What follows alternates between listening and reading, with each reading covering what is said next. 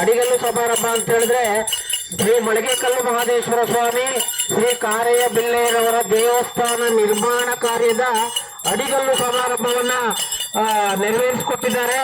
ಎಲ್ಲರಿಗೂ ಧನ್ಯವಾದಗಳನ್ನು ನಾನು ಸಲ್ಲಿಸ್ತಾ ಇದ್ದೇನೆ. ಬಹುಮುಖ್ಯವಾಗಿ ಈಗ ಈ ದೇವಸ್ಥಾನದ ಕಾರ್ಯಕ್ರಮ ಇದು ಗುದ್ದಲಿ ಪೂಜೆಯೊಂದಿಗೆ ಆರಂಭ ಆಗಬೇಕು. ಅದಕ್ಕೆ ಎಲ್ಲರೂ ಕೂಡ ತನು ಮನ ಧನವನ್ನ ಸಹಾಯ ಮಾಡಬೇಕಾಗಿ ನಾನು ಸಾರ್ವಜನಿಕರಲ್ಲಿ ವಿನಂತಿಸಿಕೊಳ್ತೇನೆ. Thank you.